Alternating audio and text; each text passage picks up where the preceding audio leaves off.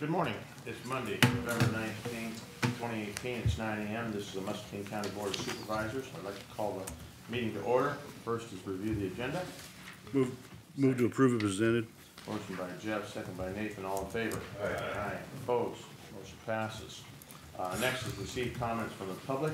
Is anyone in the group like to address the board on an item that is not on the agenda? Seeing no one come forward, we'll move on to number 4. Discussion and possible action to approve claims dated November 19, 2018 in the amount of $1,043,884.26. Move to approve. Motion by Jeff. Second. Second by Bob. All in favor? Aye. Aye. Opposed? Motion passes.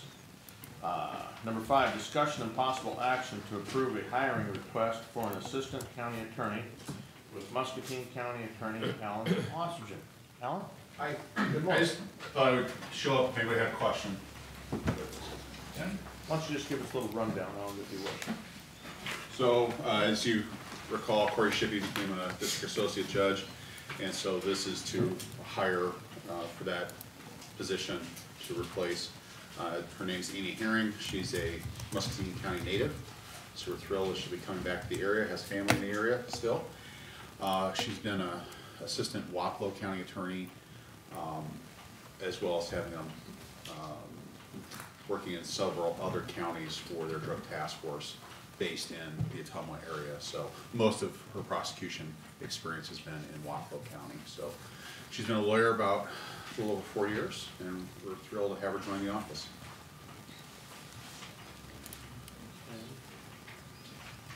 Move to approve. I'll second. I've got a motion and a second. Any other discussion, board? Yeah. Go ahead. So I know we talked a little bit, Alan, and you were talking at one time about hiring possibly 2 people in your office, or going out after one person who you feel had significant experience. Is this that person? I think Amy's a great hire. She doesn't have the experience level of the person who's leaving. So all I'm asking with this request is just to fill the position that is open, and I think whether, you know, what our staffing needs are down in the future is a separate discussion. Yeah. I don't have a problem with this one at all. I mean, we got to fill the void so we don't have any backup. So I mean, I'm okay with this. That was just fine. Yeah, that's something I think to table for now. That was what I wanted to address as well, so you've answered the question. Thank you. I don't have a problem with it either. So I believe I've got a motion by Nathan and a second by Jeff. Am I correct? Yep. All in favor? Aye. Aye. Opposed? Motion passes. Okay, I'm not exactly sure what Monday it'll be, but I'll bring her by to introduce you to the board. Very good. Not imminently, but about holidays. One of these days. Yeah, One of these days. it'll sometime. When it works. It'll happen. So, thanks, guys. Thanks, Alan. Thank you, Alan. Number 6, presentation of additional information regarding slag with Edward Askew, Scientific Consultant. Edward? All right, thank you. I've provided a copy to the board of the report and to the recorders and such. I'm not going to read the whole report to you. I mean, teachers don't do that. They explain some things and that's it. I hated when people read the whole report to me. Basically what I did is I took data provided to me by the county engineer and by Harsco and some from SSAB and put it into a report. So I broke it down into 3 bullet points. Quality control for what you purchase. Second is SDS, and I'm going to use SDS because I'm looking at what Harsco provided. That's the more recent MSDS, that's their SDS. Everything's the same as what was on the SSAB one. It's just been moved around. It's got different titles and such. But some of the identified risks that the county has. And then third, a evaluation of the chemical analysis provided by SSAB. They sent me a report their lead environmental engineer at SSAB sent me a report on their slag, the most current analysis. So those have been provided to you in the appendices. So you have those to refer to. So, but anyway, we'll go over it. First off, looking at what the county engineer provided to me for evaluation of the slag, he had a sieve size. It should be this size, 3/4 inch, so much 3/4 inch, so much 1/2 inch, and so much passing through a 200 grit sieve. Also in the SDS from Harsco, all it lists is basically a small 3/4 to 0. And I asked Keith, what did they buy? He said that's the size they bought. So it listed that, and then it listed 7 different chemicals, and those are all oxides of iron or calcium or aluminum or other metals that are in the slag. But there is nowhere in this first bullet point, there is nowhere where it says what cannot be in the slag. So what is the reject? What would be in there that would cause you to reject a load of slag? So first off, looking at the SDS, I said, hey, SDS says there's no metal in it. So that should be great. But unfortunately, we know there is metal in it. So the first thing I'm pointing out is that if the county decides to continue to use slag, you should have put together a quality requirement of what cannot be in there also. Yes, it's got to be this size of crushed rock, 3/4 inch, 1/2 inch, 200 sieve, whatever. But it cannot have the following in it. So that's the first thing I'm pointing out, is that the county, if they are going to use this in the future, they should have a quality, what could be rejected. Just like you buy or you purchase something on a bid, you have things it must have. It goes without saying it cannot have the following. But sometimes, to make sure you don't get snookered on a bid, which I've been snookered on a bid once when I worked for the city of Muscatine, you got to make sure what it can't have in it. So that's the first thing. Also, just to let you know, the stability of road beds and road banks, in the SDS, it does says changes in moisture content can affect the density of the material. So that is basically causes it to expand or contract. So again, if you're going to use this for road beds or for road banks, you should have something just like you would for any type of crushed rock. It can't shift on you.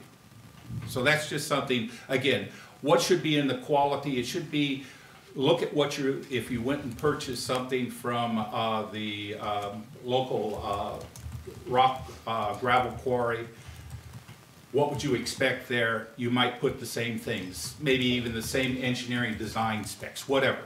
But that's my first bullet point, what I took away from looking at what the county had from the engineering office and what was in the SDS. Now the second one is, and this was brought up 2 weeks ago by Daryl over there, on the MSDS, the SDS, and the GAS, Globalized Harmonized System. That's just basically a new way of saying we've consolidated everything. It talks about the acute toxicity, the eye irritant. What it does boil down to is that it actually goes through the SDS saying exactly, and we're going on to page 4 and then on to page 5, what type of protective PPE you should be wearing when you work with this. So can I ask you a quick? Yes. On that, like acute toxicity where it says 4 and then H32, so is the 4 like we do in our little triangle? No, it's It's a completely grading different. system? No, it's completely different. Okay. It's completely different. This is basically 3 or 2 or 1, it's extremely toxic. 4, it's toxic. 5, 6, it's not as toxic. It's just a different numbering system. I didn't drill down through all of this because, again, it's something where it's in the SDS. We can go look it up. I've just pointed out that it has been identified as having the following, basically, PPE requirements. So because of this, you have to wear personal protective equipment when you work with it or when you're exposed to it. Yes? That was gonna be part of my question, I guess. Is this in the making of it, in the production of it, or after the? Exposure to it. The SDS is the exposure to it. This is being delivered to Harsco pre-made. It comes as large clumps, and then they basically grind it, hammer it, and then sieve it.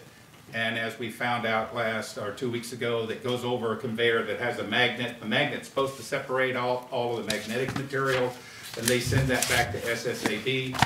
And then this oxide, these 7 compounds they list, is what they are selling as a gravel alternate. Okay, so they don't actually have an arc furnace there then? No, they don't. They are, it's just adjacent to the SSAB site. So there's SSAB, and then there's some railroad tracks, and then there's Harsco. They just haul it over and end motors is what they do. And then it's hammered up and sifted out. So this is actually, when you are exposed to the material, this is the PPE you should be wearing. So I'm bringing that up as, okay, here it is, there's a PPE requirement for it. It's much more aggressive PPE than if you were handling gravel.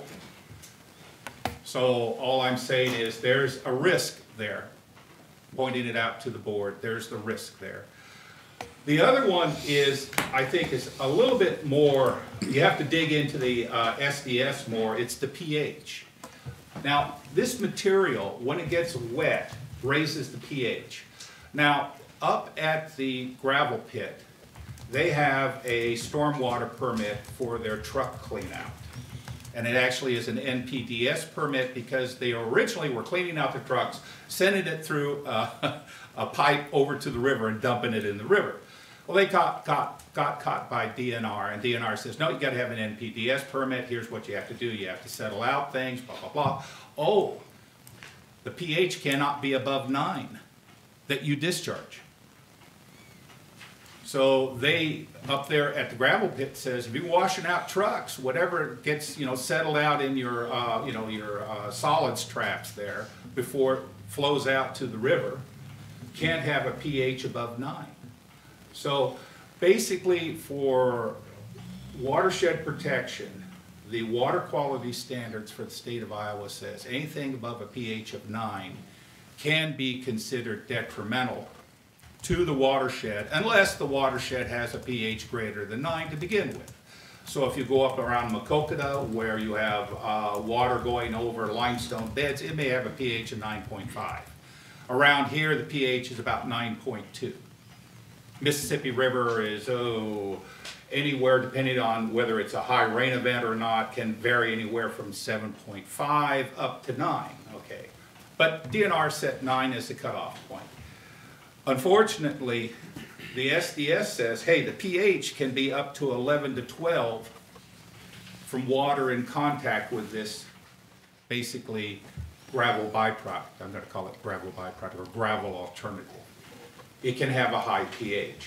So the thing is, if it's spread on the roads, if it comes in contact with water, rain event, snow event, that the runoff will have a higher pH than what you'll get off of gravel. So that's the next thing, just from the SDS. Here we have these pH requirements. Also, I went through the SDS and I got all of the weasel language out of it. Weasel language is where they put something in the SDS where they can say, it's not our fault, we told you in the SDS of this problem, okay? So that's, again, that's a disclaimer. Kind of like what's on the side of your ladder, saying all the things that will happen. In fact, at one time on ladders it says if you place upon frozen manure, it may slip, because they actually had a lawsuit they settled. The guy went out, put his ladder on frozen manure, went up on the side of the barn to start nailing on some tin that blew off in the storm. The sun came out, warmed up a bit. As you know, the manure got a little slimy on top. The ladder slipped, the guy fell, and he sued the ladder company. So this is the type of language in there that's just in there as for risk assessment for the county I wanted to bring out.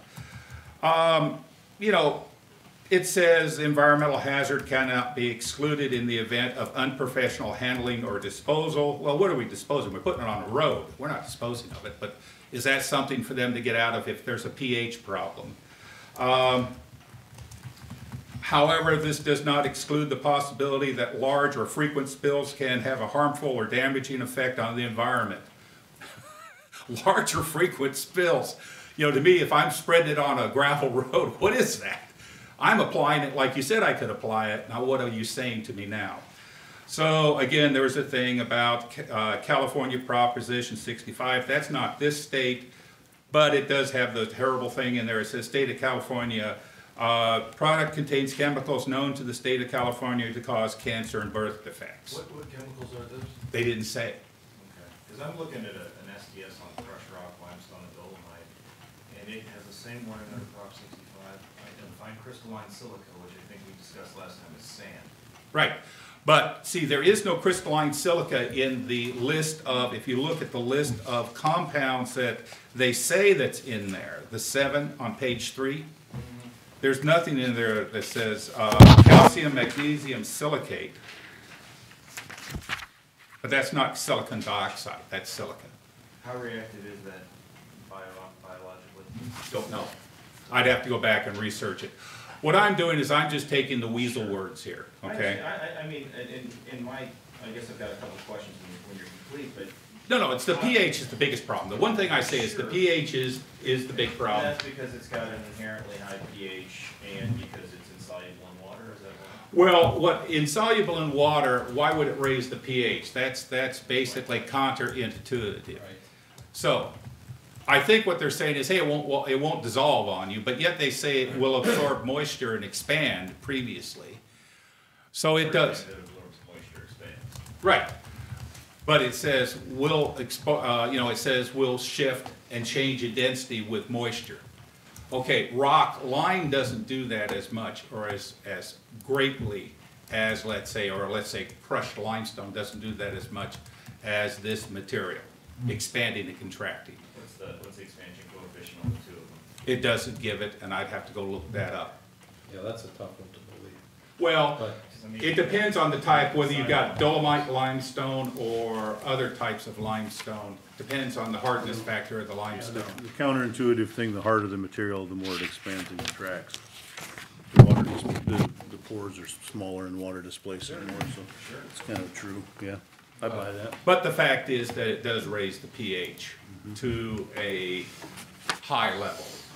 Have you conducted any water tests, or do we know of any place in the county where runoff is increasing? No, I haven't done any of that, no. And in their pond up there, when you visited their. No, I now got have the they- aerial. Do they have some kind of a procedure? We know if they've done anything? Now you've hit a point I didn't want to talk about because I haven't gotten it confirmed yet. I talked to Iowa DNR and asked why this site did not have a NPDES permit because of the runoff. And they were unaware of the fact that this company existed. That's according to Field Office 6. So I sent them pictures and I said, here it is, and they have a pond, a runoff pond. Well, those things overfill. Where does it go? Right. And it was pointed out to me, Scott, you said, you've been there, actually it can flow in different directions. So why is that pond down there if you can flow in different directions? Why do you even have a pond? So those were questions that I'd have to go on site. It would have to be at the request of the county to go up there and put my pH meter in there and see what the pH of that pond is. So as for taking soil samples around and such, we haven't proceeded to that point, partially because of the cost. So first you review the paperwork and decide what you want to do then, from there. And the chart that you've got here on page 6. Page You 6. talk about the heavy presence of the heavy metal. And if you haven't gotten there, I'll just wait.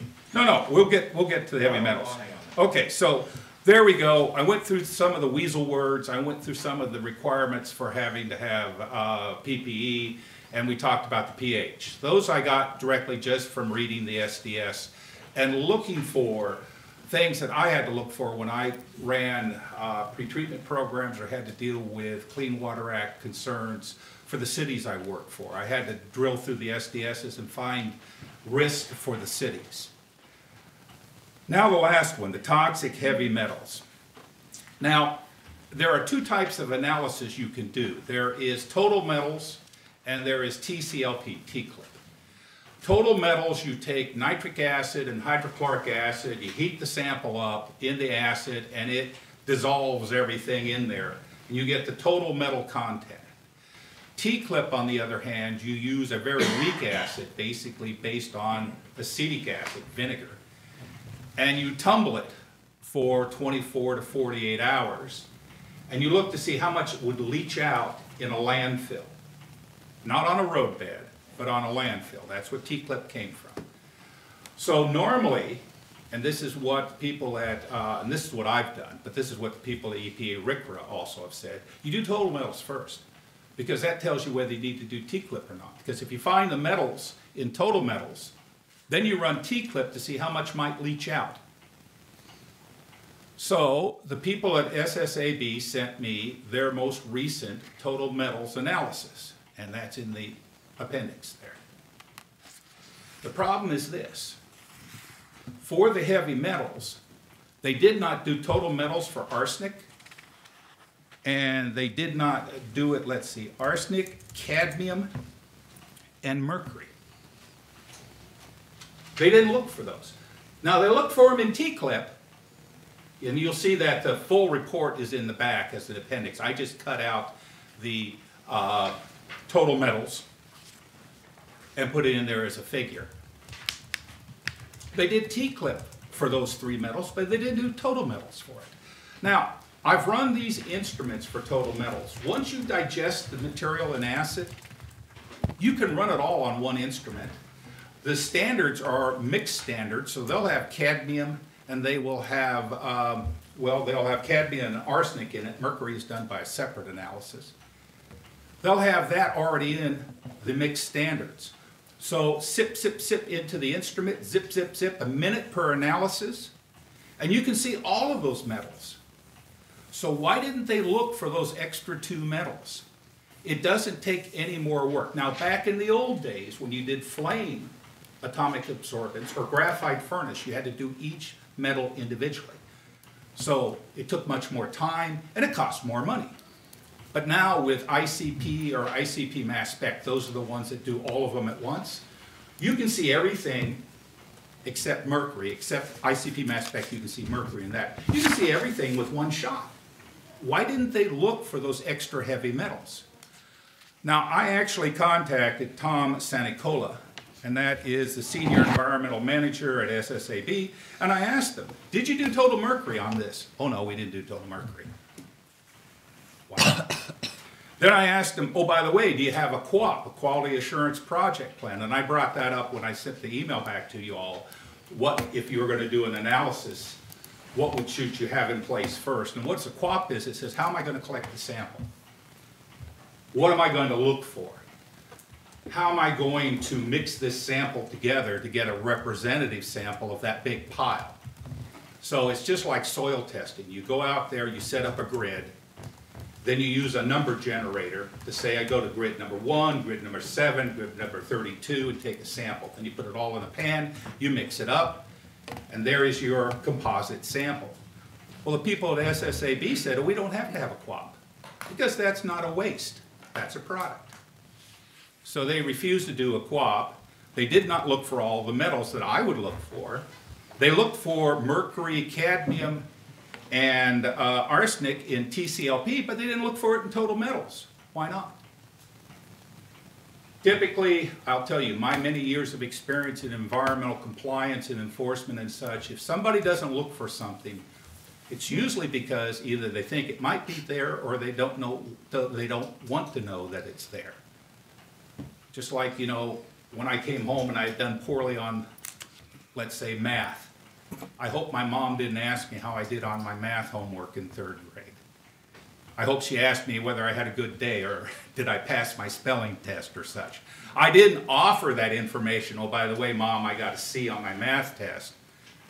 I just assumed she didn't ask me, she wasn't interested, so I'm not going to bring it up. Of course, I found out when she went to parent-teachers conference, that's a completely different thing. So, Anyway, so that's kind of what I put together for you all. I put together some summary and conclusions. That's my opinion. That is not something, that I'm telling you what to do. That is my opinion.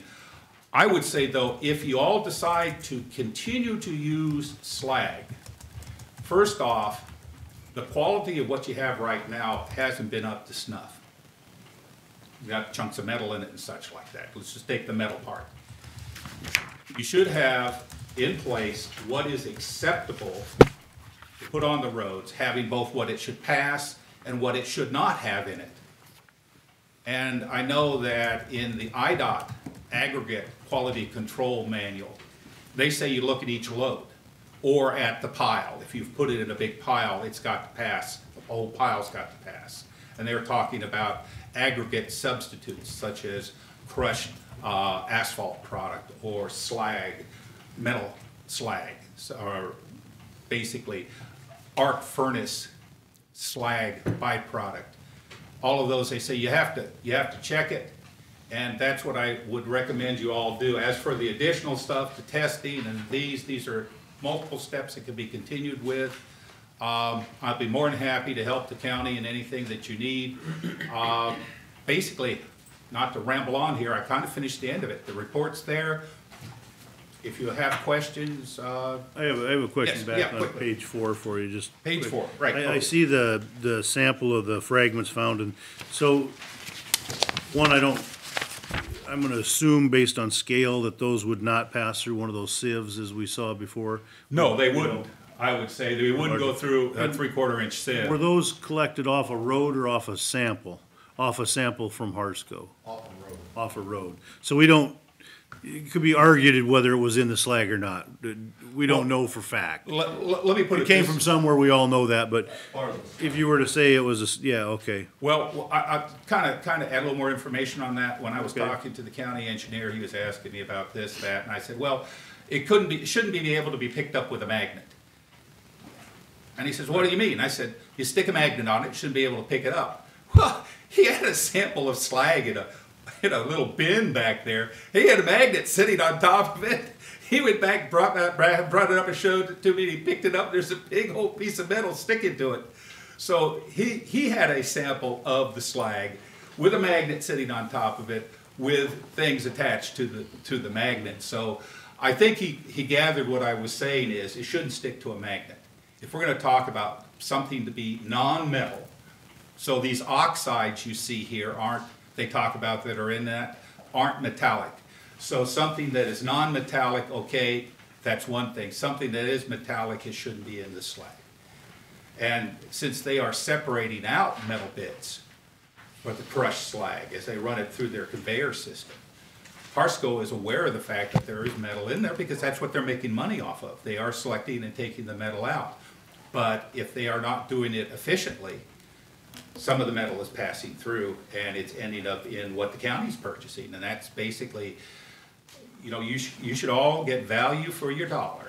And if they have something in there that is not giving you value, it shouldn't be in there. Right, okay. Thank you. I've got a couple questions. yeah. No, go ahead, Bob. All right, so, I just want to ask you, on No the pun on my report name. that you gave me, nope, the report that you gave us, so nothing in there is of federal government background or specification, or this is, the reason I asked that is because I noticed some things missing, and I'm thinking it falls into this characterization that we've had, that things have changed over time concerning this product. And of course, we don't get Yeah, notifications of anything that might change Right. like that. So I never seen the word inert, which they used to use all the time. No, don't worry about this, the product's inert. And I didn't see addressed, one of the federal standards was when we talked about the water, the Yeah. potential of some type of pollution through Yeah. toxicity and so forth. The requirement that years ago now, when we first got into this, was that it just had to be, the roadway or roadbed had to be such a certain distance from water. And now it's like, it can flow for a mile, it doesn't matter, and you got a problem because this product is going into the river, let's say. So it's being handled different. The information we were given years ago is not what we're getting now. Right. And they don't ever update anything, so. Well, yeah, unfortunately, and I'm not trying to be a smart ass here, but I'll tell you, the way these industries look at it is buyer beware. Is if things have changed in state or federal codes, it's up to you to know it. It's not up to us to tell you. And I've spent a lot of my life educating people, companies and such like that, what they're supposed to do. And they said, well, why didn't anybody tell us? And I said, well, they put it in the Federal Register, they put it in the state code, but they didn't come out and tell you. Well, yeah, they dropped the education part of it. And they should be educating more, but they don't. And so it's kind of like, yeah, we changed the speeding sign out there. We put up photo enforced, but we didn't tell you about it. Yeah, We but I'll put tell you small what, print, yeah. There's a big difference between what you're talking about and having something that's supposedly inert, and now it leaches, Yes, and now it does all these things which supposedly by the definition of the word, it shouldn't do. shouldn't do. So Right, pH that should is not be more, bothered. that is more on the area of, hey, you should be getting a letter and you should be told this, because this is a big change. Right. This is like getting a recall on your car. You know, Right. part doesn't work. Right, And here we're sitting with something that we thought was totally inert, and now we're finding, well, I'll just say, by the report you give us. Right. So I think what we need to do is we need to go back and have these tests run ourselves and have all this stuff reviewed and looked at. Make sure we're up to compliance. I've got a couple of questions. Yeah, I'm done. Okay, sure. So it seems to me there's two basic issues that you're presenting here. Number one, is there crap in the stuff that shouldn't be? right, Number two, is the stuff that's in the stuff dangerous? right, So, right. and the first is kind of like the metal issue that Jeff raised. That stuff probably shouldn't be in there because they say they're sieving it. So we need to. You're saying we need to figure out. Are we getting what they say we're getting? Right, The second is what we all agree we're getting dangerous? right, Okay, so the first part, absolutely no difficulty understanding that. If we're not getting what they say we're getting, that's a problem. Number two, I'm just curious because, you know, your especially the last suggestion to remove all the slag that's on the roads currently and replace. no, that's a suggestion. I can't begin to imagine. Oh, I understand. I mean, you know, in any event. So I from the identified risks, looking at the SDS that you got here, it looks identical to the SDS and identified risks, PPE requirements, so forth on crushed rock. And then I wanted to ask about number 6, or page 6, where you've got this metal report. First, are they required by any legal standard you're aware of to perform a total metals analysis? Boy, now you've got a good question there. Because I'm not the DNR, I'm not the EPA, I have no ability to second guess those agencies. Well, Are they in compliance, in your opinion? the DNR is under the assumption that metal slag is not a solid waste. And that was something that got passed by the legislature. DNR was not supportive of it, but they have to accept what the legislature passed. So they say it's not a solid waste. Yeah, I thought the comment in the email was very telling. He says we consider it a product, not a waste. Right. So that tells me something. So Right. that means they can apply a lesser standard to it legally, is that Well, correct? until you force them to. And this is the thing, is that when I talk to the people at Region 7 EPA who handle RCRA waste, they were not willing right now to proceed on any action. And I think, to be blunt, they're all taking cover and hoping that they can stay in EPA long enough to retire. Because basically, right now, EPA word's been out for at least the last year that a lot of it's on the chopping block. At one time, they wanted to take Region 7 and Region 5 and combine the two and put them in Chicago. So that was just something that was floated 6 months ago. So I talked to Jim, you'll notice Jim Aycock on that email. He's been, that's the gentleman at EPA that I've been talking to. And he says, well, they can't really call themselves a product and escape things, but the but was, I've got other things I have to do. Thanks for calling me, Ed. So they may or may not be in compliance, but the EPA is keeping its head down. yeah, they're not going after something. They'll go after something that's so blatant that they have basically cover to do their job. You know, It's so like someone going 5 miles an hour over the speed limit instead of 20 miles an hour over the speed limit. right. Or the thing is, they don't know how fast they're going because they turned the radar gun off. But I would say the thing that jumped out at me was, you do T-clip for arsenic and for mercury and for cadmium, but you don't do total metals for that? Why?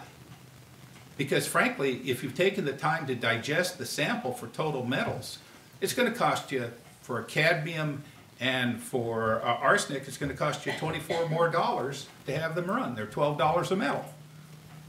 Well, per sample. Yeah, $12, but they only ran one sample. So it'd been $24 more. Why didn't you do that? Did the T-clip No, they didn't. They didn't show anything in the T-clip. Right. So the T-clip looked fine. The T-clip looked fine. But the total metals, as you can see, I do have lead in there. I do have copper. I do have chromium. I got a lot of chrome. All right. I have nickel. And how do those levels, I don't know what to make of those other numbers other than the milligrams per kilogram. What, are there designated levels of acceptable exposure by EPA or any other agency? For these type of metals, you would probably look at two things. You would look at the amount of metals that would get into the watershed under the Iowa water quality standards, or you would look under the type of metals that you could land apply under the biosolids program, the 503 program. Okay. And we would look at those values to say, okay, could I apply that onto the land? If that was sludge from the wastewater plant down here or up in Davenport, and I was putting on some agricultural land, would that be an acceptable level of metals to be applied on the land? And that's where I would look for the total metals. So, and do these numbers, where do they fall in terms of those standards? I didn't review those on that. So these numbers, they don't tell us whether or not they're in violation of some kind of level? No, Okay. they don't. Just They give us say the you can level. find them. Sure. My question is, before I started going down the 503 road and such, and I did point that out to you in the email I sent on test of what to measure against water quality standards or the 503 regulations, that's the biosolids for land application. I looked at this and I just said, why didn't they test for this? Because in the olden days, you had to set up the instrument specifically and spend more time doing it. Now, you shoot it in there once, you get all of the information. In fact, it's probably still in the data file. If they went back to them and say, oh, by the way, pull up that data file and tell me if I have any arsenic or if I have any cadmium, and if it was done by ICP mass spec, do I have any mercury? Wasn't that the one where he said, no, we can't give you that information? Right, It's private. yeah, I said, no, we didn't do it. Plan, yeah. We just didn't do it, you know. And so, well, why not? So, again, I didn't feel like he was talking to me. I didn't feel like pointing things out. I did ask him, though, SSAB has a stormwater permit on their slag pile, not Harsco's.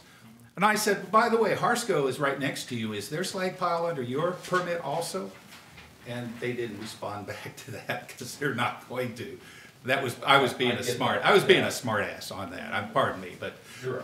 but I wanted to find out, hey, you know, do you think they are? Does Harsco think they're under your permit? That's why they haven't bothered to apply for anything. I don't know.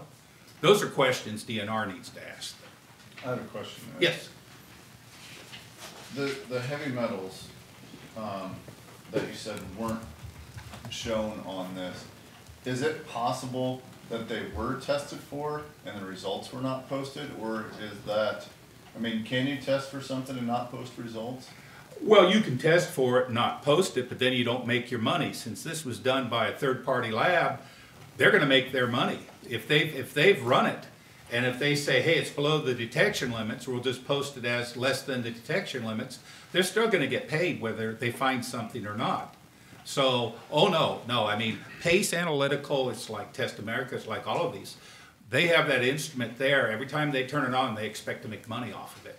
So, by golly, they're already shot the standard for cadmium and for maybe mercury if it's mass spec, and for arsenic. They've already shot the standard. They've already shot the sample into the instrument. Let's make an extra $24 or $48, you know. They're gonna do that. They're gonna report it.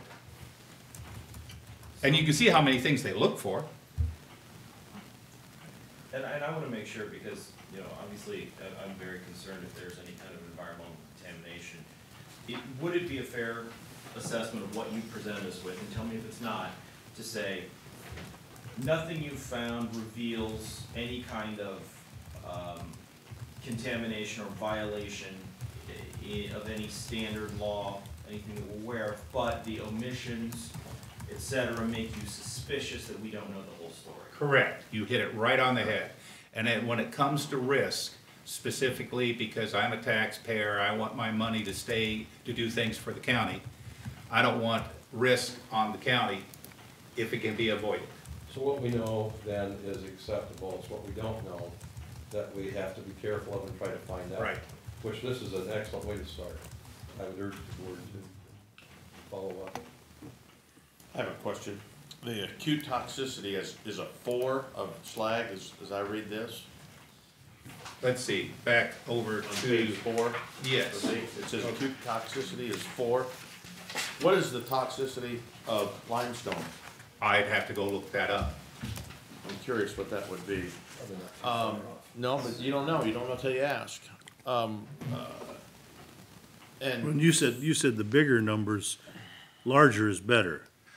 If I remember correctly, larger is better, smaller is worse, whereas typically you would expect larger to be worse and smaller to be better. Yeah, the most toxic could be a 1, right? So, This GAS is still confusing, because you have the standards for the National Fire Code, you have standards for all these other ones, NIOSH and such.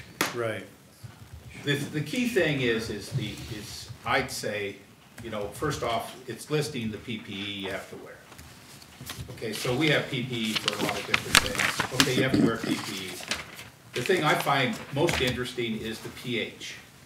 The fact they can raise the pH so much, even though it's supposedly non-soluble in water, but you get water on it, it raises the water's pH. That blows my mind when you start telling me that. Well, yeah, well, to me it's soluble in water. If it says it expands and contracts, don't use it underneath a foundation. You know, that says, okay, for a road bed, that's not very stable, for road bank. But it still says, hey, I can get water in it and out of it. Well, if the water comes out and raises the pH, then it means it's soluble. I mean, so yeah, it's, again, like I said, SDSs, MSDSs, a lot of times have a lot of, pardon the language, weasel words in them to try to avoid putting any risk on the company that produces it, and tries to put as much risk on you. I think you'll find this funny. A friend of mine, Chamberlain down there, told me he was, OSHA came in and wrote him up on his ladder. And then they said, okay, if you just take the ladder off the site, don't use it anymore for production, we'll let you use it. Well, the problem is, the ladder wasn't out of spec. There was nothing damaged on the ladder. The sun had faded the label on enough that the inspector couldn't read the label on the side of the ladder. That is all the things like don't put on frozen manure and such.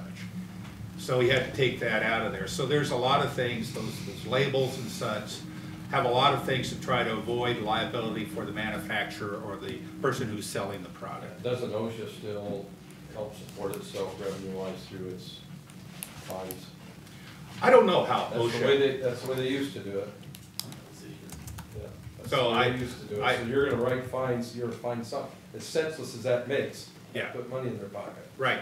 But like I said, the fact that it does raise the pH so much, that is my watershed concern. Out of all of that, that's my watershed concern.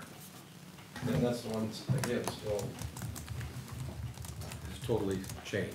Right. As I read this, farther down on page 4, that it seems that respirators should be worn at all times when working with this material if it's dry. Right. So they don't wear them up at Harsco. Well, it says the same thing about fresh product. I'm Yeah. just saying. Yeah, and I don't know what an N8, I don't Just know what saying. I don't know what an N95 respirator, is that a dust mask or is it a? I believe it's a dust mask. Yeah, it's just the, Don't wear them either, that I've ever seen. Just saying. it's what I call a nuisance mask, right? That little, yeah. Okay. Okay. Well, very good. Any other questions, board? Fred? Well, thank you for your time, Joe. Thank you so much for the information. It was fantastic. Really appreciate it.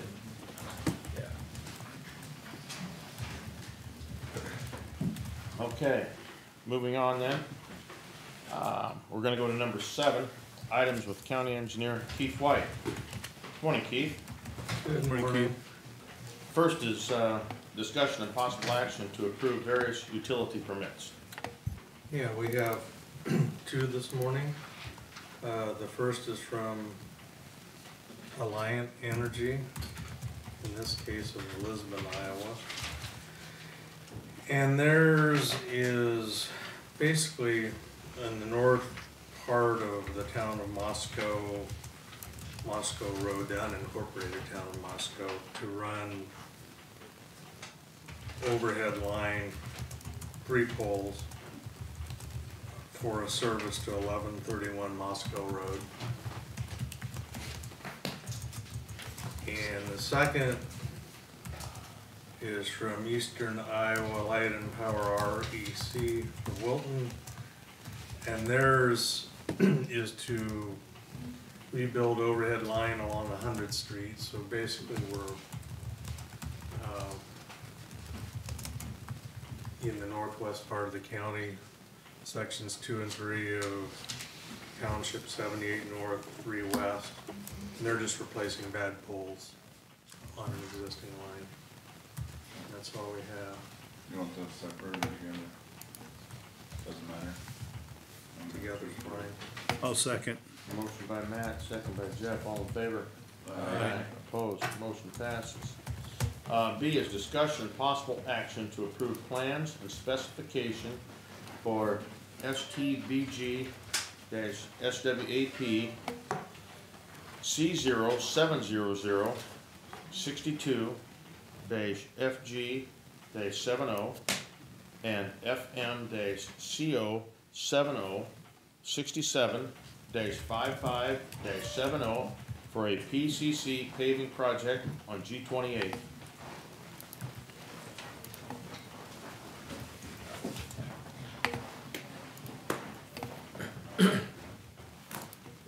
Those are the title sheets for those 2 projects. I didn't get them up there this morning. Okay. This is our project on G28, our PCC overlay and reconstruction project. If you recall, part of it was federal, now soon to become SWAP funds, and the other piece is farm to market, and they will be let together and tied, assuming we don't run into any right-of-way acquisition problems. So what do you think in timeline on that? It's all driven by the right-of-way, Bob. Okay, and that's still up in the air. We're thinking April, it's still up in the air.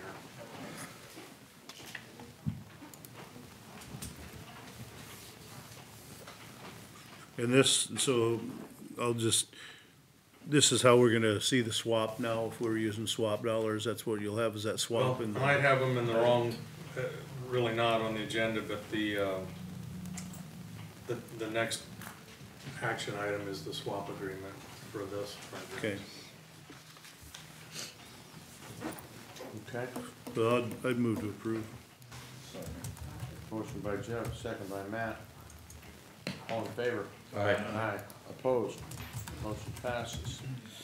C is discussion of possible action to approve an agreement with the Iowa DOT, agreement number 5-18-STBG-SWAP-029 for utilization of swap funds on a PCC paving project on G28. Second. Motion by Matt, second by Jeff. All in favor? Aye. Aye. Opposed? Motion passes. D, project updates.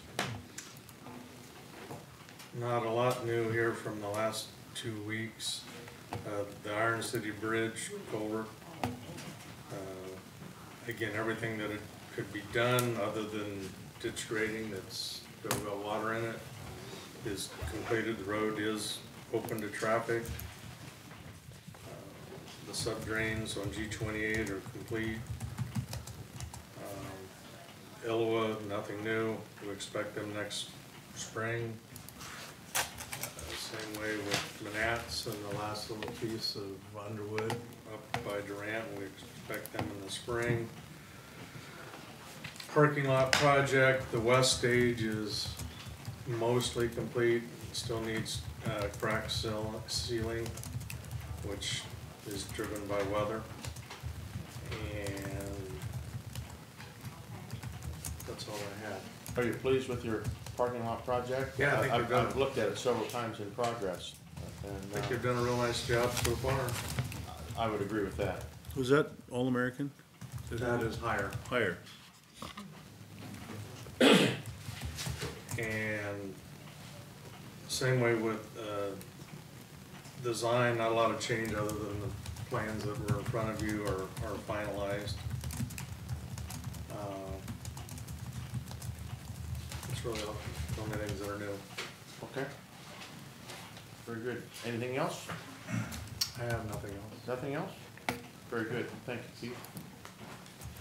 Number 8, discussion and possible action to approve 2018 Family Farm Credit Applications with Delaney Clark of the Muscatine County Assessor's Office. Good morning. Morning. Morning, Blaine.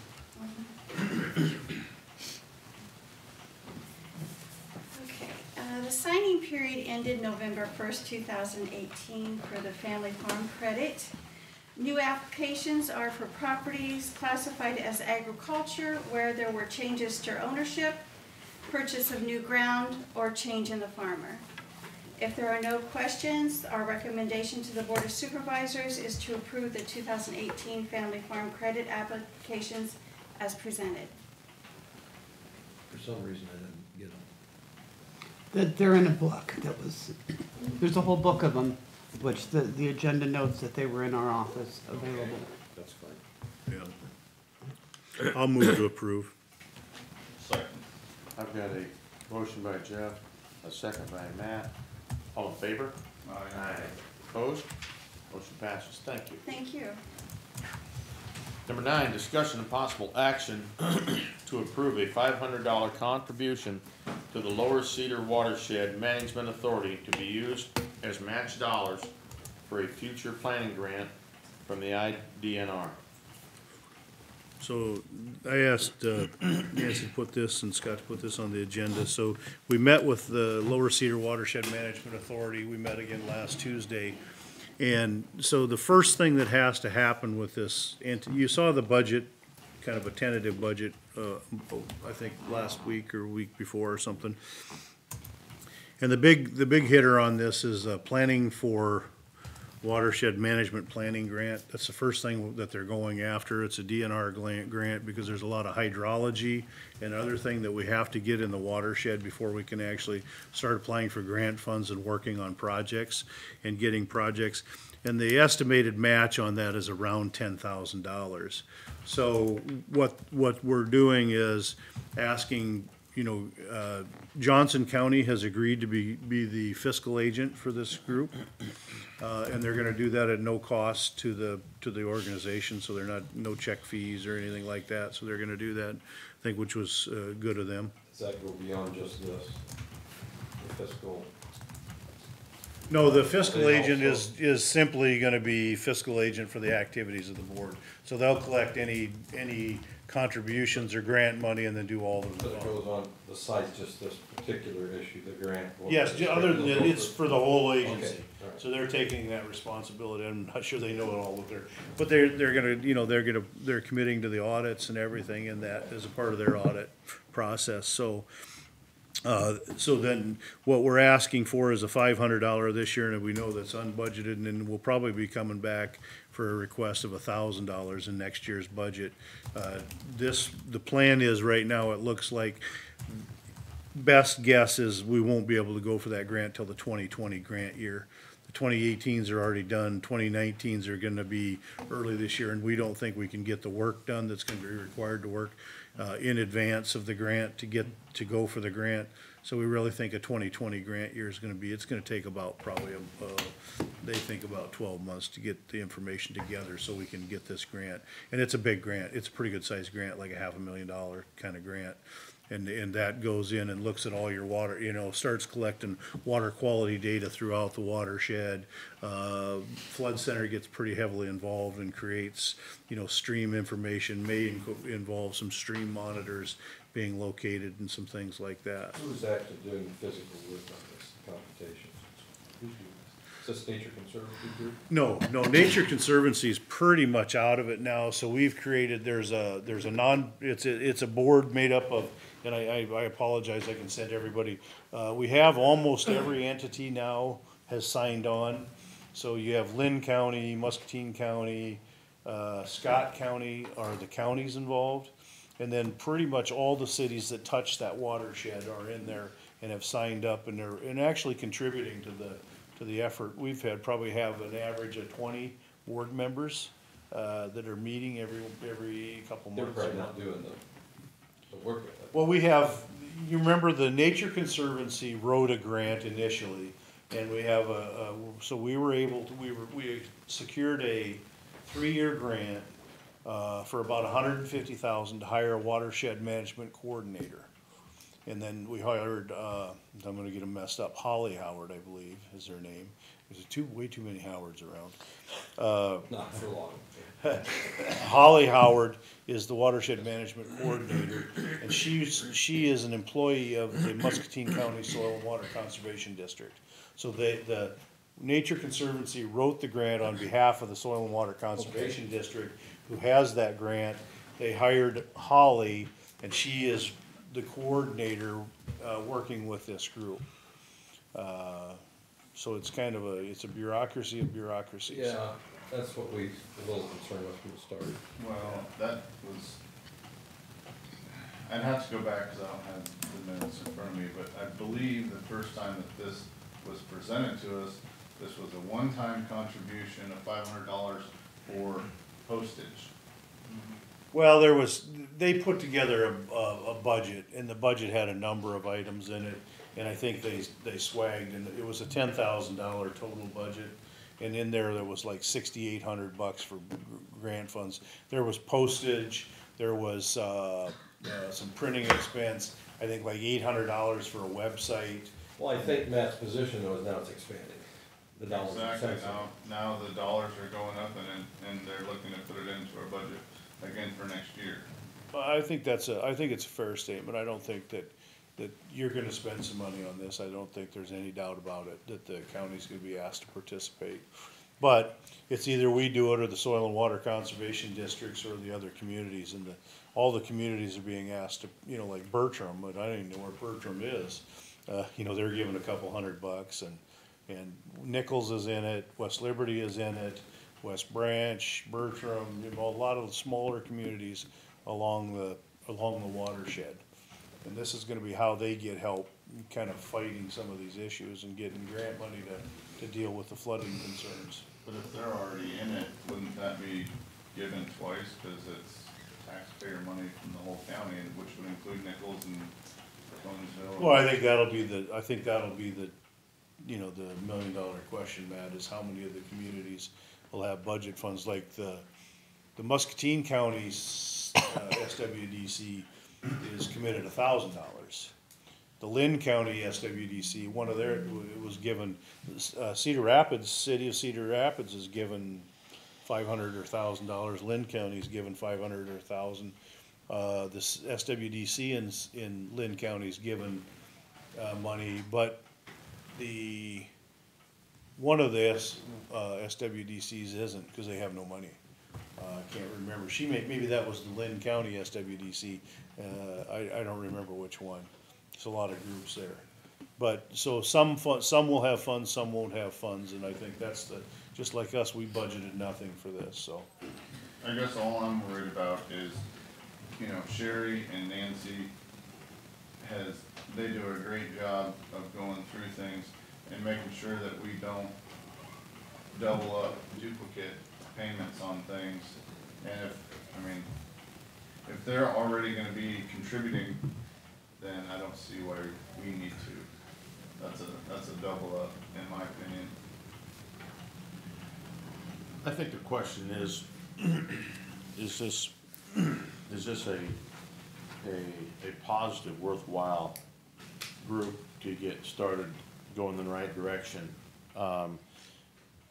Yes, you may have, other people in the county that want to, that have volunteered to donate on their own behalf. But does this board feel that this is a positive, worthwhile venture in the water quality issue? Jeff, you might be able to answer this, and I hope so, because otherwise I'm probably not gonna get an answer. My concern is based primarily where Matt's at. I think it's important, but are we just doing something that's already being done? Is there a redundancy in this? I heard the word bureaucracy a couple times. I'm not, that's not where I'm at. Everybody on this board knows that. And if it's being done by some other group, then I don't wanna fund something that's being done already. I'm not there. I'm not there with this. About all you can point to, and probably there are several watershed management authorities now started in Iowa, and I think if you remember back, and I don't remember who all attended the Dr. Osterberg presentation here on, the issue, and the bottom line is, Iowa has a water quality problem, and if we don't solve it, it's gonna get solved for us, and I think it behooves us to be involved in our water quality issues. Now, if you look at the probably the best example you have is the Turkey River Watershed Management Authority, longest running. It was formed in 1988, and so we had a presentation at this by the Iowa Flood Center. Because this is kind of like, I take vitamins, so how much did that save me? It's kind of a cost avoidance. Those are really hard to measure cost avoidances other than real costs. But the Flood Center has been able to quantify the actions taken on the Turkey River Watershed Management Authority, and they have reduced by their actions. And I'll tell you, I'm a little bit of I'm kind of from Missouri from that perspective. I want to show me.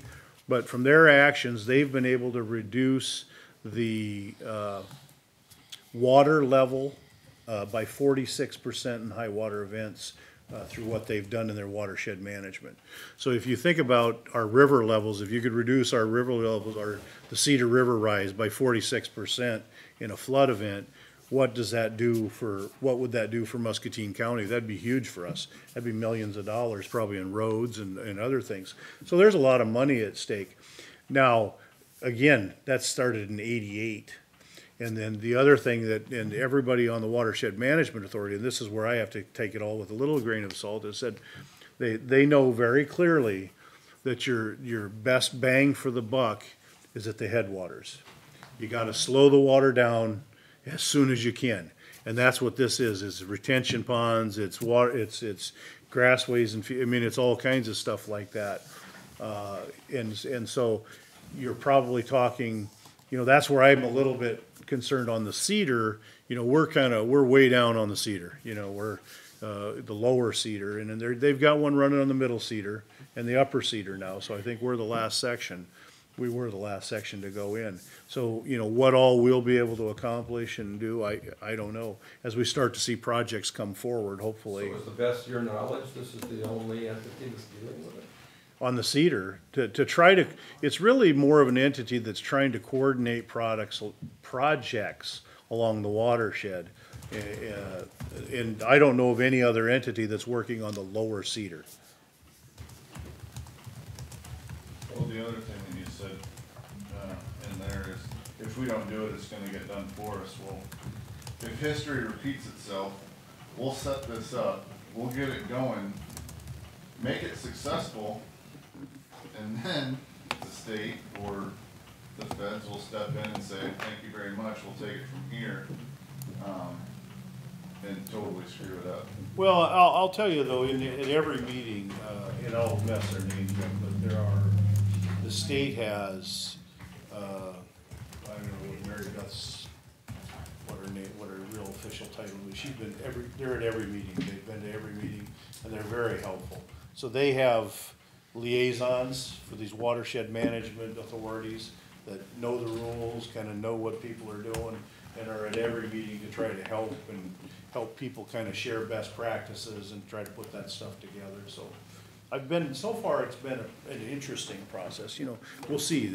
Until they get this grant done, the first grant to kind of get it really rolling and start coordinating, I don't know that you're gonna start to see projects even go. So that's the challenge, I think, at this point.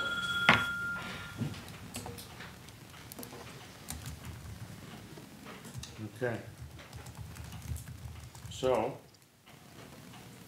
I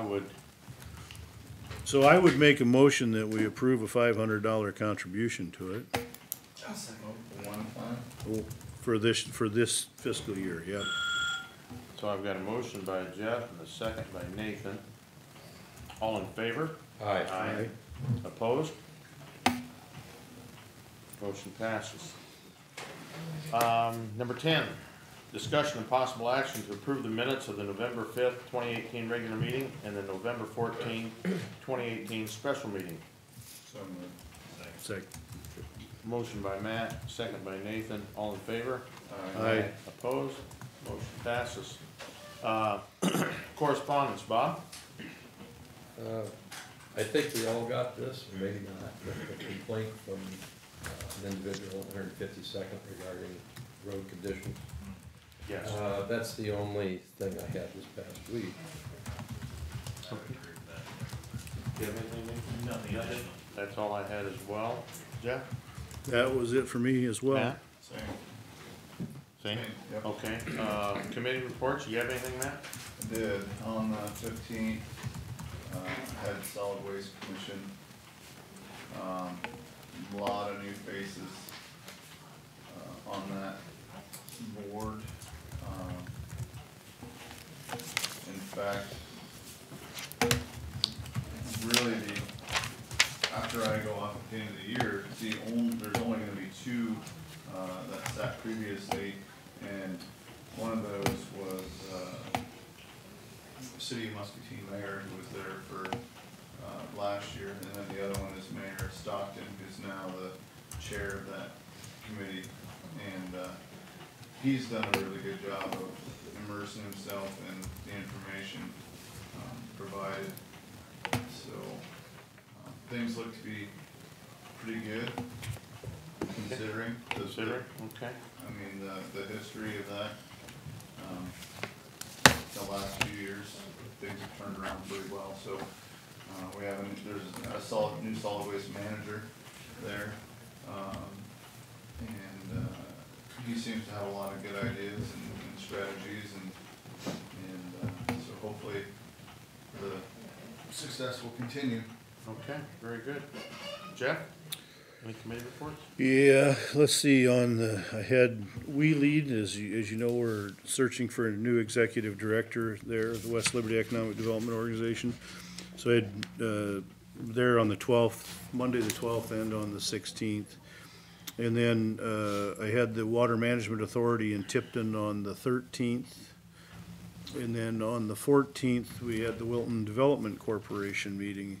And they had a kind of a annual, not an annual meeting, but a community meeting where they had all the industry in to kind of get the state of the state and talk about one of the big initiatives they're pushing on in Wilton is their dramatic need for housing. And so they're working on that and working hard and getting help from their industry to quantify some things. That was it for last week. Very good. I had on the 15th, Thursday the 15th, I had county fair board meeting, and they actually had poured the new footings for the new Heritage Hall building, which is the building down where you see the old machinery and the single cylinder hit and miss engines running down there by the sawmill, and so they've got new footings poured for that, and they've got a budget of just right at $100,000 for that, and the bid has come in under that amount, so hopefully they'll be able to, depending where that project lays in the realm of work, that can be completed by spring, we hope, depending on how it works out. So that's all I had. Nathan? Let's see, on, what was it, November 9th now, we had the 7th Judicial District Department of Correctional Services Board meeting. We went over our annual financial reports.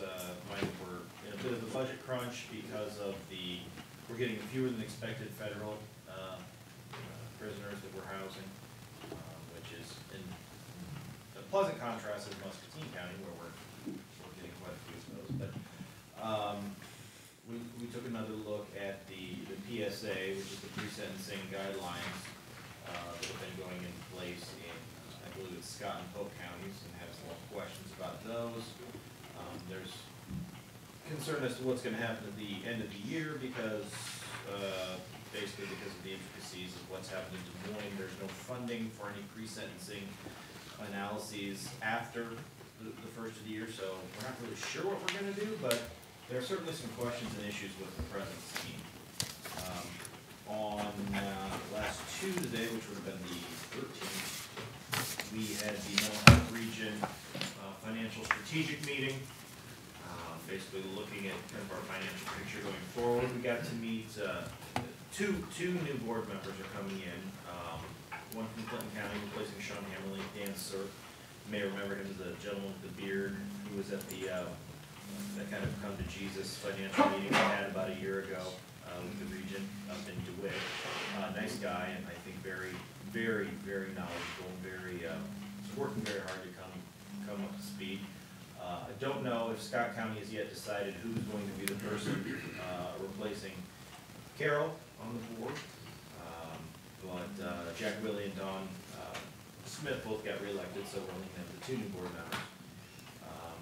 And basically going forward, we recognize that the maximum amount that we're allowed to levy under Senate File 504, which is $30.78 per person in the county, is woefully inadequate. We can cover one more year and maybe a year after that in terms of our operating costs, but then we're going to be in the red. So we're unfortunately don't have much choice but to put most of our eggs in the try to influence the legislature basket. We're trying to save where we can. We never spend everything we budget, but it certainly is a concern. So Is that with all counties at that level on their levy?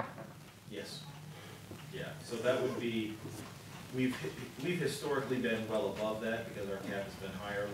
This current year we levied 0 to recoup it was about $800,000. Right. Scott still needs to come up to the 3078. There seems to be consensus, at least among the board members, that that's something that needs to happen, and I would certainly recommend that we levy at the maximally allowed amount, if only to stave off disaster for longer. But we're certainly hoping that the legislature figures out a solution that's going to stop these crazy swings. Which board are you referring to? The Scott County Board or? I'm saying the governing board of the region, each member so far, and again, I haven't met the new Scott County board member. If I have, I don't know who it is. We are agreed among ourselves, and again, that counts for very little, since we all have our own boards to go back to, but we're certainly not gonna recommend full levying. Well, I just would wanna make sure that we send the message to the Scott County board member that, this board member anyway, will not levy a penny more than Scott County, Exactly right. or a penny less. So if they don't go to the full levy, they're the ones that cause the problem. If they don't do it, we're not doing it. Because for years, they We'll said bring on the crisis, so. if we could raise it, we would, and Gave an opportunity and didn't do it. twice. Yeah, so until they do it, we're not, you know. Yeah. So, Lead by example. hopefully they get their act together, because, we're gonna be looking at cutting services if we don't. And that's not how we want, obviously. And they're at 30, the legislators at 3078 is the legislative, which I find funny because they talked about, when they initiated the regionalization concept, they talked about a 55 something per capita state Iowa levy amount was the right number for mental health services. So now we've got a cap at 30. Yeah, oh, And it's just, you know, they need to quit talking out of both sides of their mouth and figure out what the right it number is. raises us, a 3078 levy would generate about 9.2 million, among the entire region, if I recall correctly, and, we're looking at spending 12, 13. Yeah, as you say, 11 and a half, 12 seems like the number we've been at. So, to actually meet our current expenses on a, you know, on a break-even basis, we need to levy about 40. Mike Johansson used to always say he thought the number would come in around 39 something, $40. Yeah, yeah, I mean, and there are certainly things that we are not required to provide that we do provide, but we think that they provide. You know, the sheltered workshops is a big one. That's a big cost that's not required under the law, but I think is extremely helpful to a lot of people, and does a lot to you know, help people integrate into the community and be productive, so. Well, the thing that they never account for with sheltered work is, if you have people that are in sheltered work today, and you take them out of sheltered work, you put them into something else that is much more expensive.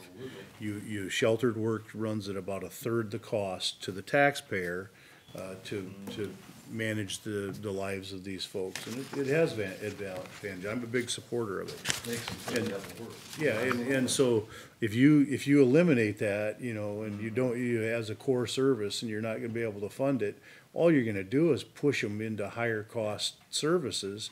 That's gonna make the problem worse. It just doesn't make any Just undermines sense. it. Well, Yeah. one thing that we see year in and year out is new services added that are not core services. I'm not saying they're not important, but they're not a core service.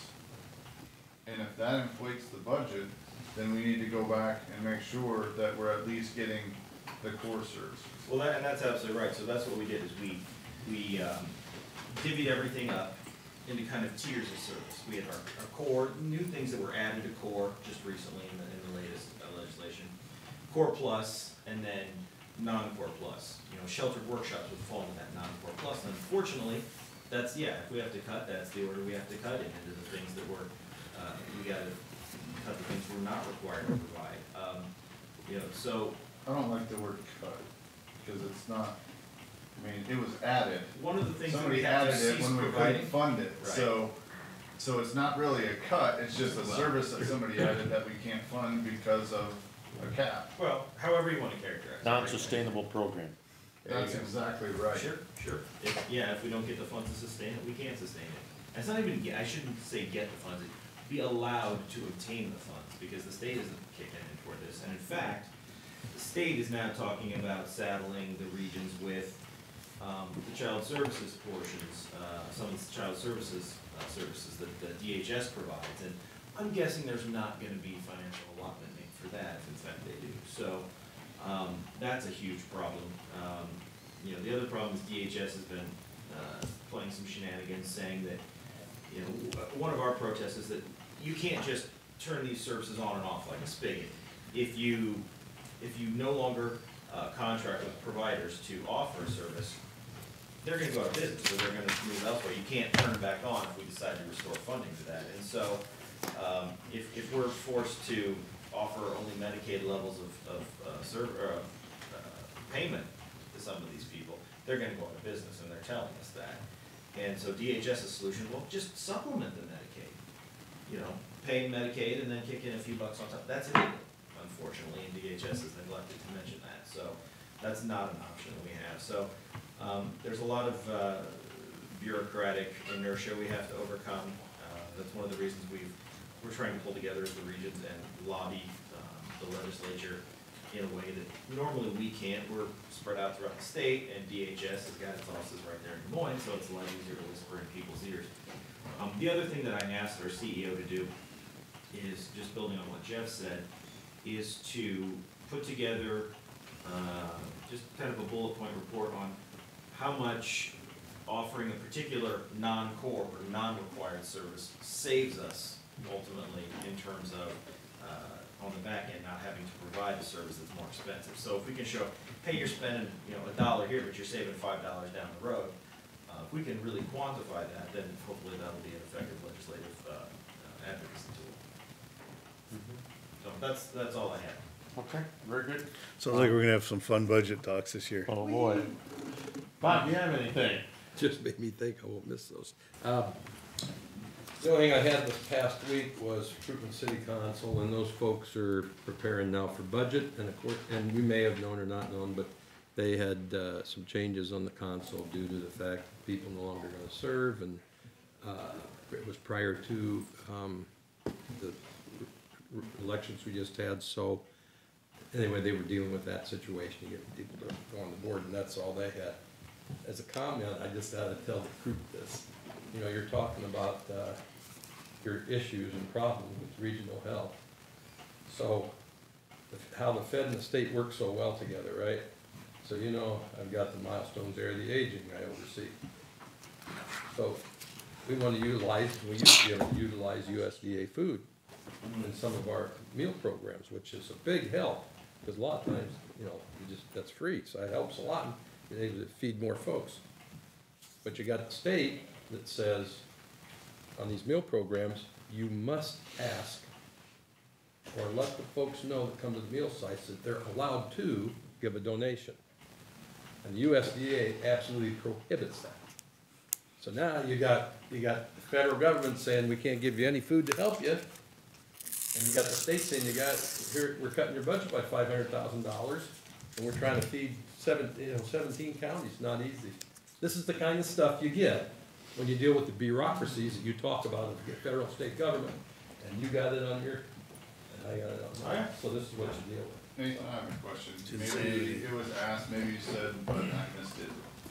At the $37 cap, if everybody in the region kicks in and you get that $9.2 million. 3078. 3078. Yeah. Okay, Yeah. 3078. Yeah. Okay. And there's $9.2 million in the fund. Will that $9.2 million cover all core Yes. services? Yes. Yeah, we can cover that which we are required to cover at least for several more years. Well, then to me, that's super easy. You take and you get all the core services covered, and then you go and you find out, okay, from there, how much do we have left over, and what are the most important services after those, the core plus? Yeah, well, Core Plus, and then How much can we, we can cover Core and Core Plus.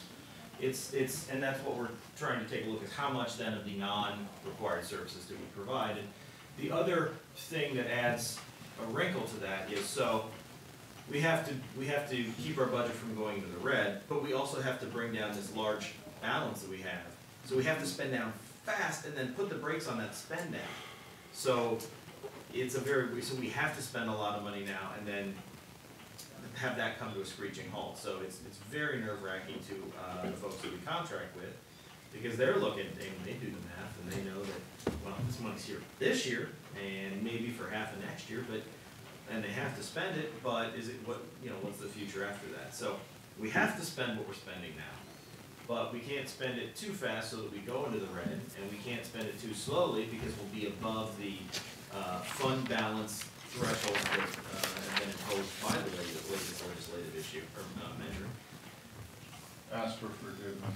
It's a cluster, I think, is the shortened term for It it. is, and they caused it, so, Yeah, you yeah. know, Well, make that's why sure we're we have going the back funds. to it. Well, I And think, when they start squealing, then tell them, you know what, you caused this, we're covering our butts here. I'd say there's a high probability that they're gonna come back, they're gonna roll back that restriction on the dates for the spend down to the budget, because they know that they caused it, and it's causing erratic behavior.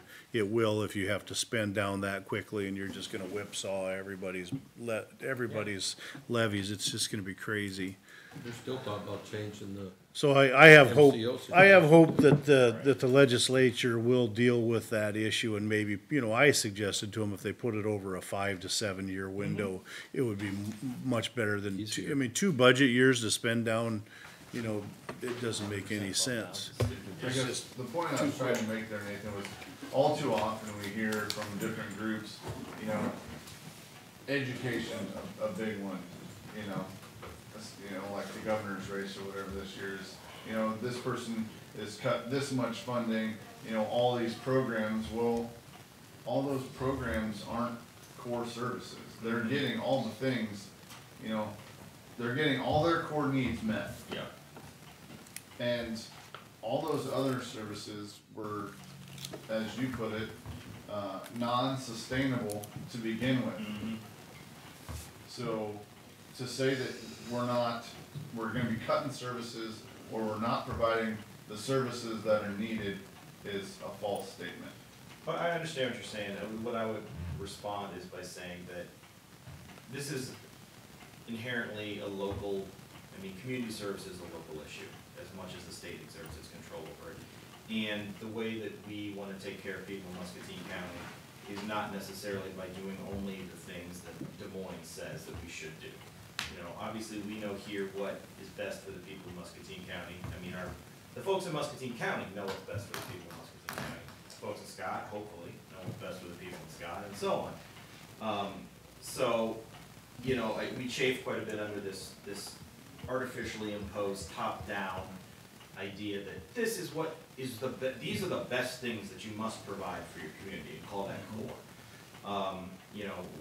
We recognize that there are a lot of things that haven't been included on that, the paper signed by the legislators that are good for the community. So, I don't want to, I totally get what you're saying, but I don't want to fall into a mindset where we are only an arm of the state's will. I don't either, but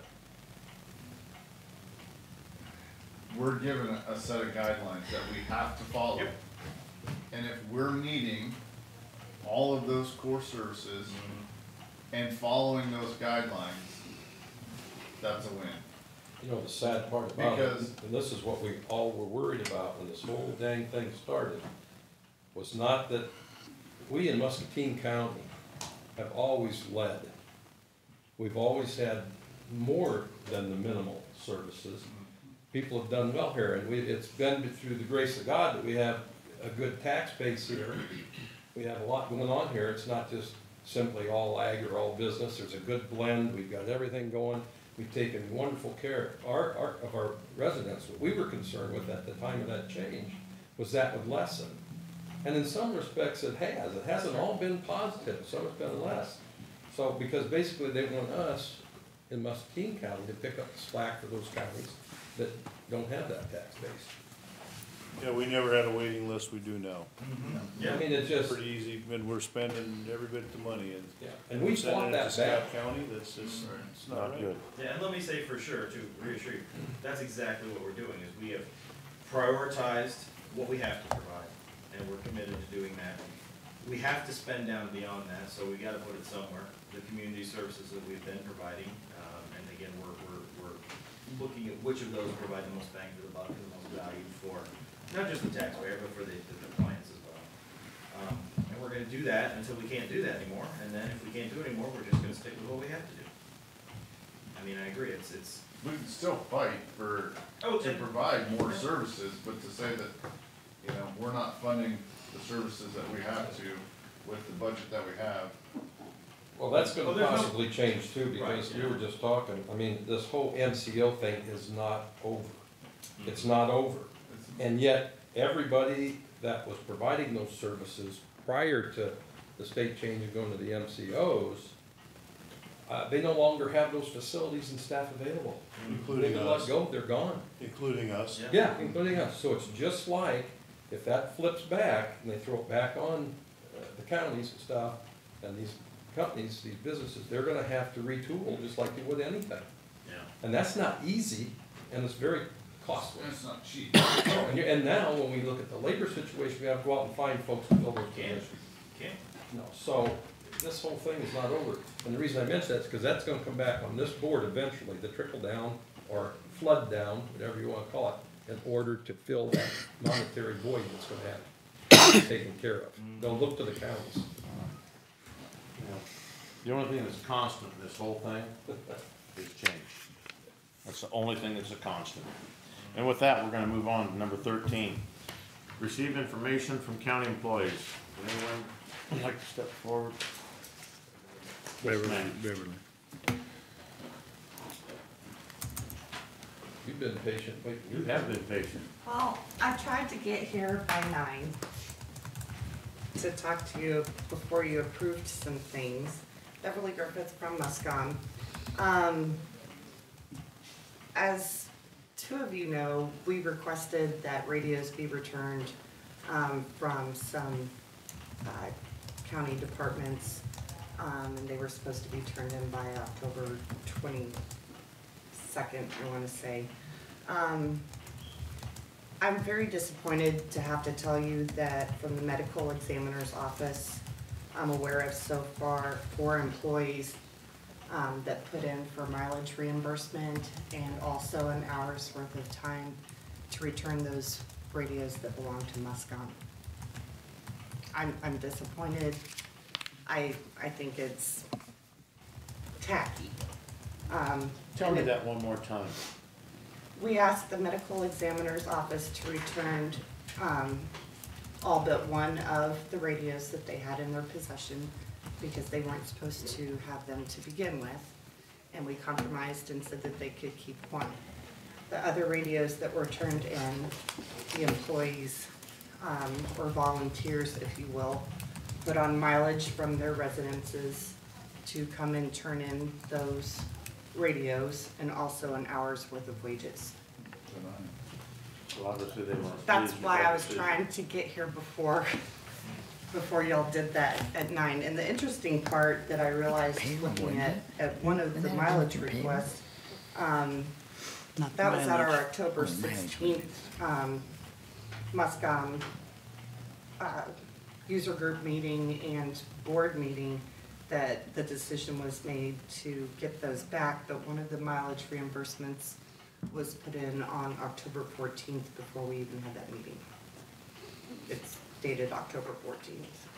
So I don't know how that person had the foresight to know to put in for a mileage request for something that hadn't even been determined yet. But again, it may seem like a petty amount of money, and it's not coming out of Muscatine's budget per se, but I'm disappointed.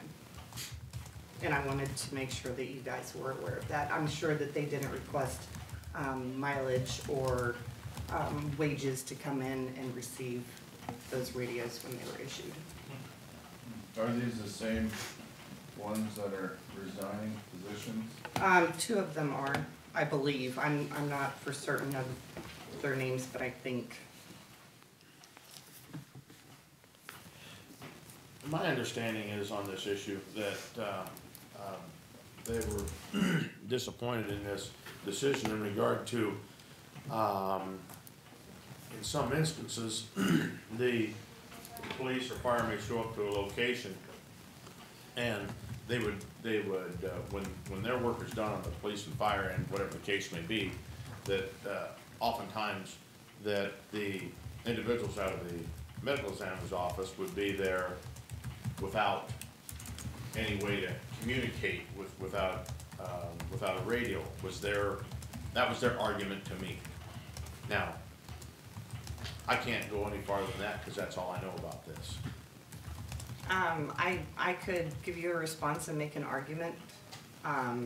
However, I mostly came in today Oh, because that's of fine. this. If you want my opinion, they've all got cell phones. We answer 911 calls at Muscatine. And once the officers and fire department leave, it's because the scene is secured and there's no potential threat.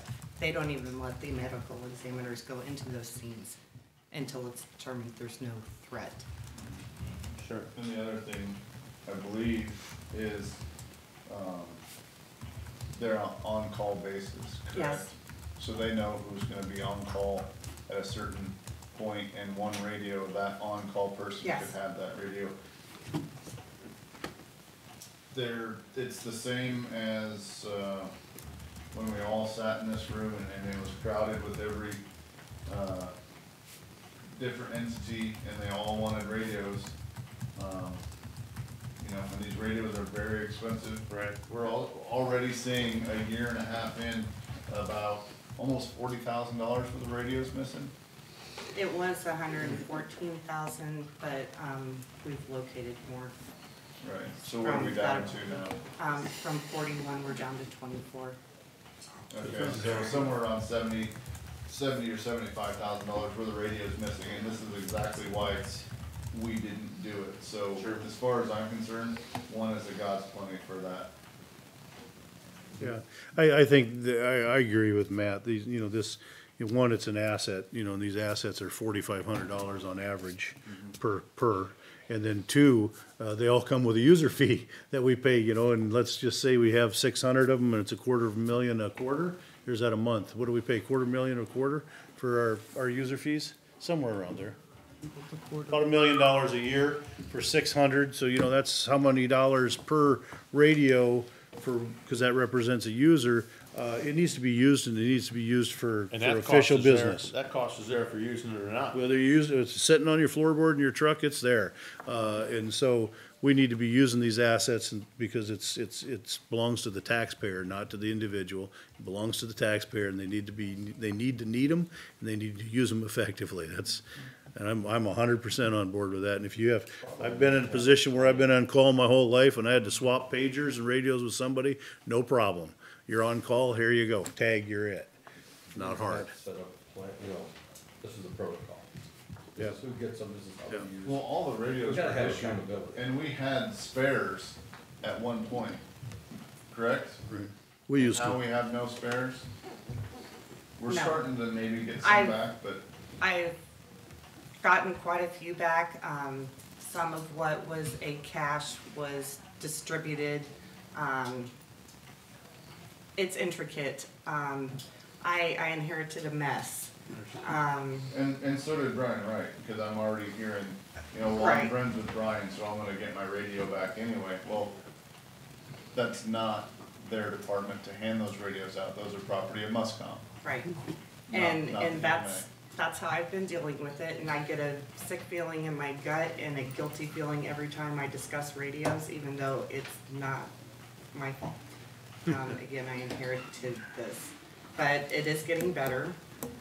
We have a nice little cache now of radios, and I'm still trying to locate the rest of them. Do we know of anyone who has a radio who has been asked to give it back and has refused? Yes. What are we doing about that? Well, we shut a lot of the radios off that were supposed to be returned. I bricked all of the radios from that list of 41 that were unaccounted for. We did not know who had them, and as people went to turn on the radio and, it doesn't work. And they call me, hey, my radio doesn't work. Well, that's because, You're not supposed to have it. Great well, Britain. it not necessarily. We don't know you have it. Not necessarily that, or your boss did not correctly give it to me on the inventory that I requested, Okay. is part of it. So that's how we found, 17 of those. How many are still unaccounted for? 24. And I mean, just to show you how intricate this is, I've got a report from Supreme Radio and from Motorola that shows me the last time that those were used and what channel they're on. I'm actually going into our Eventide recorder and pulling all of the audios from that date and going through and looking line by line to see if I can find out the date and time and match it up with that transmission and see who had it. I found 3 from Wilton that way. But it's very time consuming and it is what you pay me for, but at some point I've got to put it away or else my eyes just go. Well, and it's not the only thing that you have. No, that's not the only thing I've got going on. Well, and part of the frustration is when we started this project, between Sherry and I, we made sure we had an accurate inventory of everything that we had, and each entity that got radios was supposedly signed an agreement, and that was all tracked, which entities got which radios. We found out that didn't happen. It didn't happen, did it? Yeah, and so we know how many radios we had to start with, but even our understanding of where they started at we're finding isn't accurate. At what point do we report them as stolen? We're getting there. We're getting there. I mean, I'm losing patience with these people who aren't turning them in. and I understand that. $100,000 worth of county property that's outstanding right now. Muscatine Must. property. I'm sorry, Muscatine. Muscatine property. Muscatine property. And obviously, you know, and this is not on you, we appreciate it. But if, you know, if someone stole a squad car, you bet your butt we'd be dealing with that in a very serious way. And I understand that we had set a deadline of, I think it was November 10th for getting with people from, not ILEA, but with DCI. DCI, because of other things that have been taking place with the city and with Muscom and other things. I've been busy. Oh, I'm sure. It's not that I don't want to find the radios. I'm not criticizing what you're doing at all. Not at all. I'm criticizing the people who know what they should be doing and aren't. Right, And so there let's say will give them to the end of the be, year, and then we have the new assistant county attorney has a great way to start their new job. well, the only thing is that because of the entities involved being law enforcement, we thought it would be in the best interest of all of us to go to an outside law enforcement source to have them do the investigation That's as to fine. where they're at, That's fine. so. And we are gonna move forward on that. I mean, Yes. it's not gonna be a. Yes, no, and it's, again, I'm not trying to put it off or anything like that. Like I said, there have been other things. But I think you wanna put a date certain on that, so that Well, people know. that's not really Beverly's issue, that's I understand. the It's commission's Right. issue, we'll take care of it. Right, but But- I'm not telling you to do that, but No, I would and- recommend if you don't put a drop dead date on that, people aren't gonna take it seriously. Well, I was hoping they'd take it very seriously when I bricked all of the radios, but Well, it Well, it fell just through. tells we got 40% of them back. It just tells you somebody has them that doesn't need it, that's what it tells you, so. And again, the only reason I showed up today, again, was my disgust, displeasure over that. Not my budget, but So, but that was the medical examiners that you were specifically referring to. yes. Duly noted. All right, very good, thank you so much, appreciate the information. Number 14, items with the administration office. A is action to approve the appointment of Tasha Wheeler as a medical examiner investigator for Muscatine County. And what, Is she ready? She would share the one medical examiner radio that they have when she is on call. what is her background, Um, I think we had, I didn't, I recall, I think we had a resume here. She has served, she worked for Louisa County Ambulance for, until recently, so she's an EMT driver, in a volunteer capacity. That's the only thing I see on here that's relevant experience.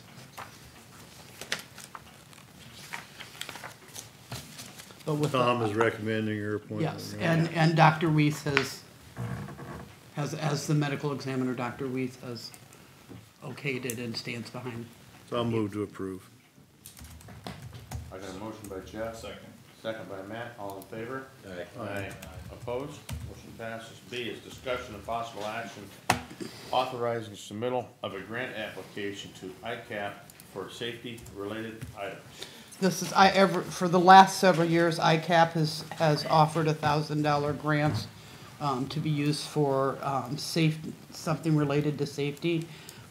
We solicited, the safety committee solicited all county departments to put in proposals if they had some interest in the money. We only received 2 proposals. One was to purchase a set of 10 OSHA safety program training DVDs that departments we could share among all departments. The other was for additional fall material around the play structures at Jack Sugar Memorial Park. Last year, a portion of the safety grant money went to do the initial load of that, and so the recommendation of the safety committee to the board is purchase the 10 DVDs, use the remaining towards the fall material. We already know that their ICAP is offering those grants again in 2019, and so it would be our intent to cover the rest of that load of fall material out of the 219 grant, and then see what, if anything, other departments might want for the rest of the money.